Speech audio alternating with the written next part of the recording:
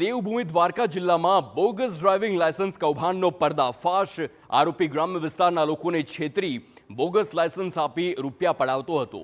પોલીસે આરોપી પાસેથી 12 નંગ બોગસ ડ્રાઇવિંગ લાયસન્સ, રૂપિયા 5,200 રોકડા, એક મોબાઈલ ફોન અને મોપેડ સહિત કુલ 35,200નો મુદ્દામાલ જપ્ત કર્યો। પોલીસની તપાસમાં સામે આવ્યું છે કે આરોપી પોસ્ટ ઓફિસમાં કામ કરતો હોવાથી તે સરળાથી લોકોનો સંપર્ક કરતો અને પછી ડ્રાઇવિંગ લાયસન્સ કઢાવવા ઈચ્છતા લોકોને લાલચ આપતો।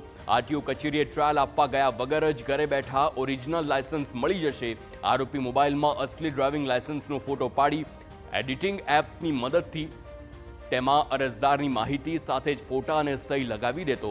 આ મોબાઈલથી બોગસ ડ્રાઇવિંગ લાયસન્સ બનાવી અરજદારને બોગસ લાયસન્સ આપતો। આરોપી બોગસ લાયસન્સના 3,000 રૂપિયાથી લઈ 8,000 રૂપિયા સુધી પણ વસૂલતો। જ્યારે પકડવામાં આવેલ છે ત્યારે તેની પાસેથી 12 નંગ બોગસ ડ્રાઇવિંગ લાયસન્સ કબજે કરવામાં આવ્યા છે। 5200 રૂપિયા રોકડા તેમજ મોબાઈલ ફોન અને મોપેડ કબજે કરવામાં આવ્યા છે। તપાસ દરમિયાન તેનો મોબાઈલ ફોન ચેક કરતા તેમાં 100થી પણ વધુ આ પ્રમાણેના બોગસ ડ્રાઇવિંગ લાયસન્સ તેના દ્વારા બનાવવામાં આવેલ છે એ વિગત સામે આવી છે। હાલ તેના રિમાન્ડ માટેની તજવીજ જારી છે અને તપાસમાં જેમ જેમ ખુલશે તે પ્રમાણેના આગળ અમે કાર્યવાહી કરીશું।